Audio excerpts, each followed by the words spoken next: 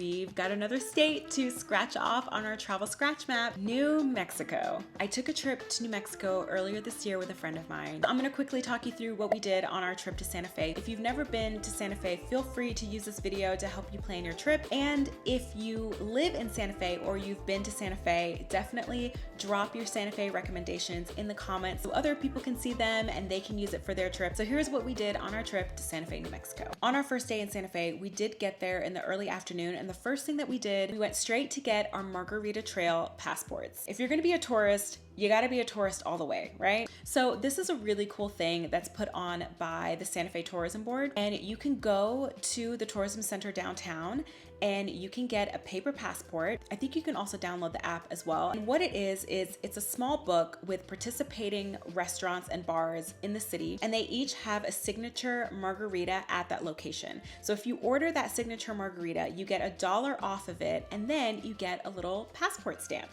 And there are prizes depending on how many stamps you get. I think the minimum is 5. So if you collect 5 stamps during your trip to Santa Fe, you get a free Santa Fe Margarita Trail t-shirt. And honestly, we just thought it was a really fun, cute thing that the city was putting on, and we wanted to participate, so we did. So after that, we went to our first attraction, which was the San Loretto Chapel and the Miraculous Staircase. This church is the first Gothic structure west of the Mississippi. A lot of people come here for the famous staircase. The staircase was built in 1822 and it has no railing. So you can't actually go up the staircase, but the story behind it is pretty cool. The story is that in 1873, the Sisters of the Chapel needed a way to get up to the choir loft because it was too high. The architect that originally built the chapel died before he had a way to build access to the choir loft. They couldn't get up there, and a traditional staircase would have taken up too much space on the floor for them to be able to get up there. So the sisters prayed a 9-day prayer to Saint Joseph, who is the patron saint of carpentry. And on the 9th day, they say that a carpenter showed up out of nowhere and made this staircase, but it has no nails, it's 360 degrees, and it has no structural support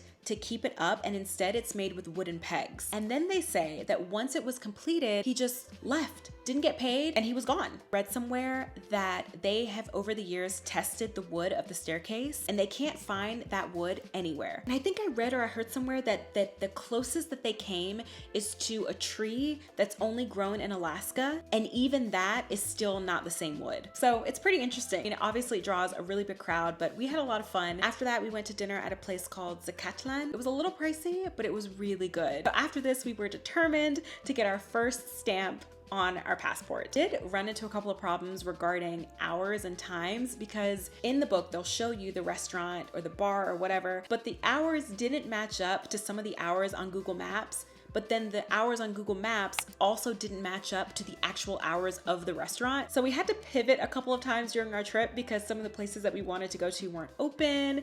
And then a lot of places in Santa Fe close really early, and they're closed on Mondays and Tuesdays. So we had to do a lot of pivoting, but it was fine. We ended up just going back to our hotel and having a drink at the hotel bar because that was also in the passport book. It's called El Rey Hotel, and their bar was La Arena. I would absolutely go back there and stay again. The next day, we had a quick breakfast at a place called Dolina Bakery. Very simple breakfast. So after breakfast, we went to San Miguel Mission, which is the oldest standing church in the United States. Built in 1610 with the original adobe walls, which you can see all over Santa Fe. There is a big bell in there that's also the oldest bell too. This was a really interesting site, and I learned a lot. This church is next to De Vargas Street Home, which is said to be one of the oldest homes in the United States as well. Inside is really cool and everything is preserved. After this, it was time to get some lunch. A lot of locals recommended this spot to us, so we decided to try it. Izanami. I hope I'm saying that right. It's at the 10,000 Waves Spa, and they have small plates that we shared. Everything was so good. Honestly, I don't even remember exactly what we ordered, but it was delicious. And they had a margarita on the trail, so we also got to get a stamp for that as well. After that, we went to another stop that I had heard so much about, Takawa Chocolate Shop. I was really, really excited to try it. I did order a box of a few different chocolates, and everything was so good. I think this is one of my favorite places that we went to. They have a lot of elixirs, and we got to taste a few of them. I knew that I just wasn't gonna be able to finish a whole cup of it on my own, but it was really, really good. that night, we went to dinner at a place called The Shed. Now, this place was okay. It wasn't my favorite. When I compared to some of the other meals that we had, it wasn't great either. We did end up getting another passport stamp. So our third day, this is probably my favorite day that we had in Santa Fe. We started out with breakfast at Tia Sophia's. They have traditional New Mexican breakfasts and they're very popular. I had heard so many incredible things about this place, and I have to say it was worth the hype 100,000%.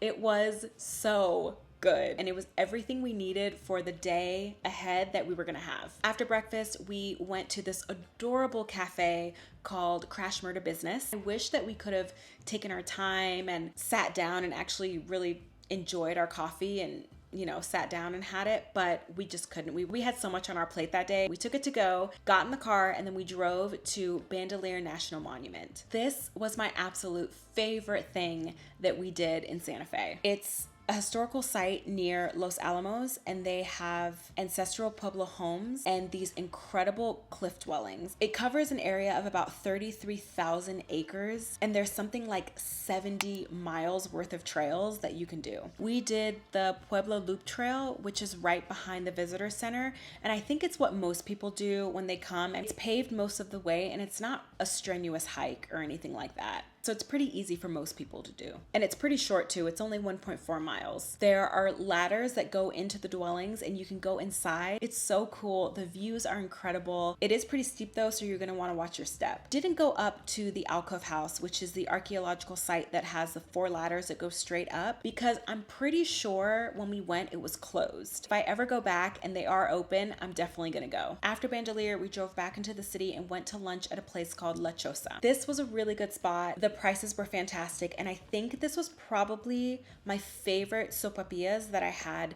in Santa Fe. And we also got a passport stamp as well. I don't drink that much, and so at this point in our trip, I was really struggling with this margarita trail, and I was this close to giving up on it, but I really wanted that dang t-shirt. I pushed through, but I was really struggling. I don't know what to say. I love a good incentive. So after lunch, we had a choice to make. We really wanted to go to the Georgia O'Keeffe Museum. The night that we were having drinks at our hotel, we also met someone who worked for Meow Wolf, which is a large interactive art installation in Vegas. So they have a couple of them around the US. I know they have one in Vegas, and I think maybe in Denver as well, and maybe a couple other cities. We met someone who worked for Meow Wolf who gave us free tickets. So we were debating a little bit. We knew that either way, whether we went with the Georgia O'Keeffe Museum or we went with Meow Wolf, we weren't going to really experience either one of them to their fullest. So because we had the free tickets to Meow Wolf, we ended up going to Meow Wolf to fill that time. I do wish that we could have stayed longer and really kind of been intertwined in the story behind Meow Wolf, but we just didn't have time. After that, we did the Skyrail Sunset Serenade train ride.